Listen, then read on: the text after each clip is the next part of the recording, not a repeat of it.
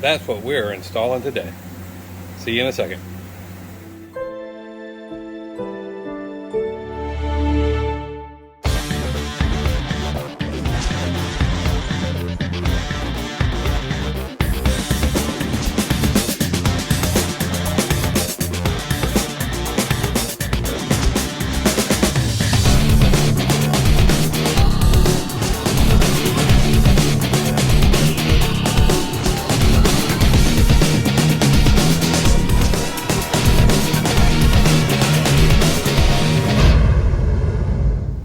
What is going on, everybody? Welcome into my GT Entertainment, and I am Joel. Today we are doing the JLT oil separator for the Jeep Wrangler. A lot of people haven't put this on here before, so I'm going to go ahead and make a video of it for y'all. Like I said, it does help. Any car that has a PCV and has blow through should have these put on.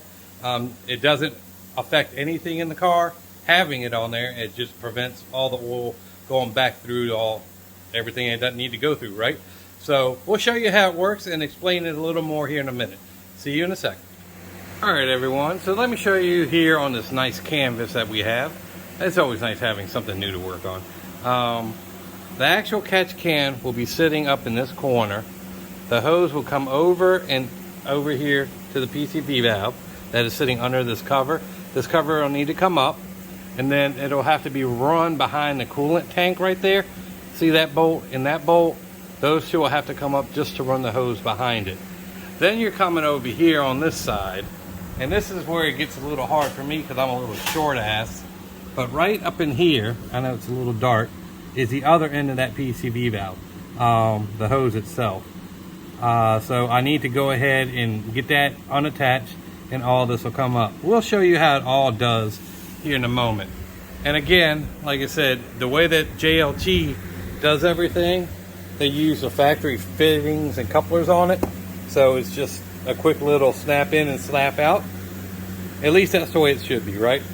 So we'll get into all this here in 1 second. This is what comes in the box. You have your JLT 3.0 catch can, the hoses that are already pre-linked and installed with all the couplers on both ends, your mounting bracket to put on the fender, your little bit of hardware, 1 bolt and 2 bolts that go onto the top that marry the two together. And then this is all you're going to need to do the install. You're going to need a 10mm socket, the driver, and a Phillips head screwdriver. So that's pretty much all you're going to need. And for me, I won't need a step ladder to get to that back corner. Short people problems. What are you going to do? See you in a sec. All right, everyone. So I'm going to try to explain this to the best of my ability. I'm not a mechanic. You know, it's just kind of how it reads. And if y'all want more information, go to the JLT website and kind of look it up. It'll explain it. But what it is when your car is driving, you have what's called oil blowback. What it is oil vapor that condenses back into your system, going back into your valves and everything else.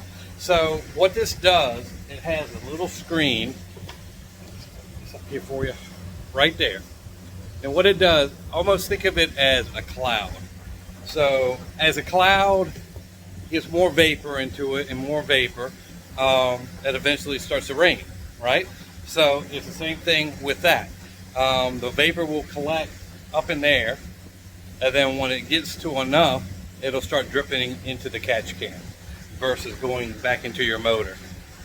It kind of dilutes your gas sometimes and does some little stuff like that. Like I said, it's way over my head, technical standpoints of it, but that in a nutshell is what it is. Just think of it as a dirty cloud getting your car cleaned up.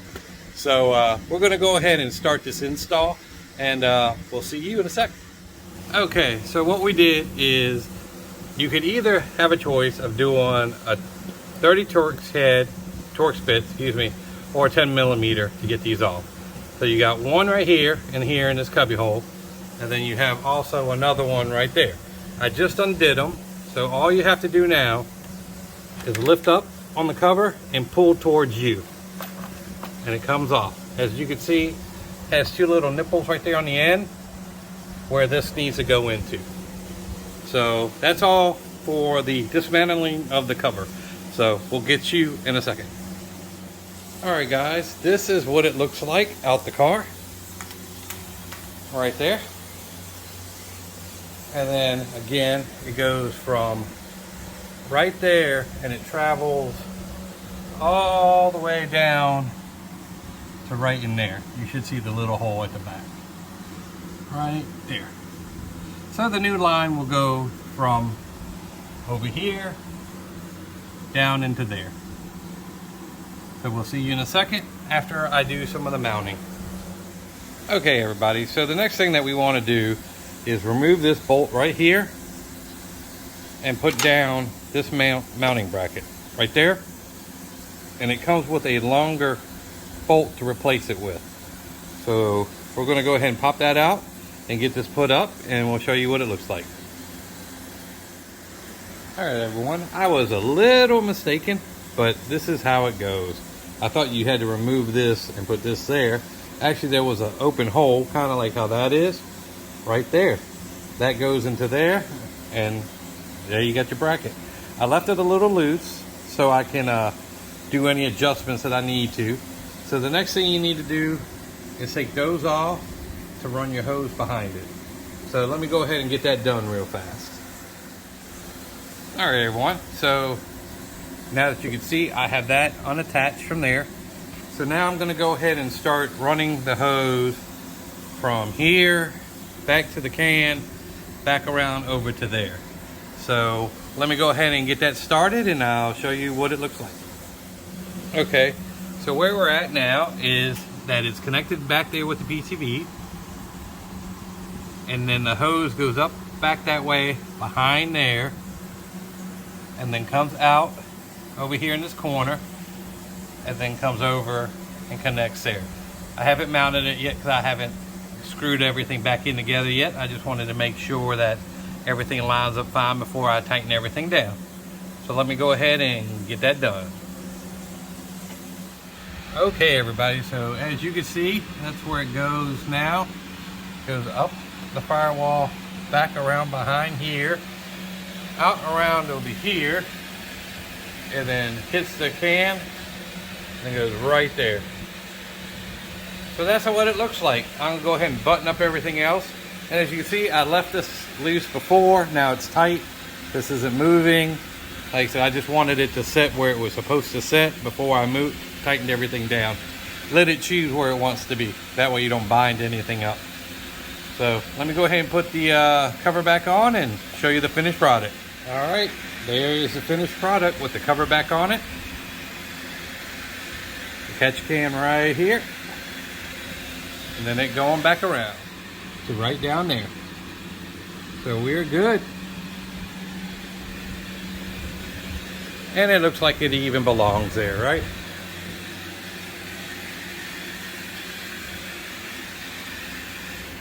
And it comes with like the brush polish look to it too, if y'all wanted to go with that look.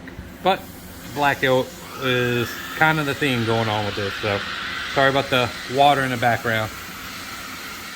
Alright guys, so what I'm going to do here, I have my hood open and her hood open. I'm going to go ahead and check ours to see what they look like, and then give y'all the reasoning why you should do this. So hold tight. Okay, this is what is in hers. As you can see, there's definitely a little bit of buildup of oil, and that is taking it out of the motor from the blowback system, so the PVC. So you should have more longevity on your PVC system, and also with better fuel economy and all that other good stuff. So this is just the natural aspirated one, and we'll go ahead and give it a whack on mine and see what it looks like. Alright everybody, and this one's out of my car. So as you can see, there definitely is a need for these things. They do work. They do work, huh? They do work. And hey, if it saves you a little heartache down the road, more power to you. and like I said, they're not too expensive. So I definitely think if your car can accept one of these, definitely hit up JLT and give them a buzz. Let me finish this video. Alright guys, so that is the total amount of oil that was in the separators for my Mustang and Pam's Mustang. So if you think about it, that's what's shooting back through your system and gunking up your valves and all that stuff. So it's definitely a good thing to have. And like I said, I will revisit the truck in a couple months just to see how it does. Hold on. As I was saying, we will revisit the Jeep here in a couple months. I like to check them around oil change time, but if you drive it harder, or do more off-roading, or more strenuous stuff that you would normally not do your everyday driving, I would probably check it more often. I do have one in the V6 that I have not checked yet. I do have an oil change coming up in that, so I will add that to my list also. But if you like this type of video, just give us a thumbs up, watch us, and more Jeep stuff is coming. I got a new package in the house. You want to see what it is, or should I just show y'all later? I'll show you now. Hold on. All right, everyone. As you can see, the Corsa exhaust has showed up. So that will be a future video. I don't know exactly when, but we will take care of that and show y'all how it goes on and how it sounds afterwards. So, see you in a minute. All right, guys, that's all for today. So I hope y'all enjoyed the video. Like, subscribe, all that jazz. So go ahead and give me a follow. It does help. Watch my videos if it is the type of content you like. If not, drop it in my comments and let me know what you want to see.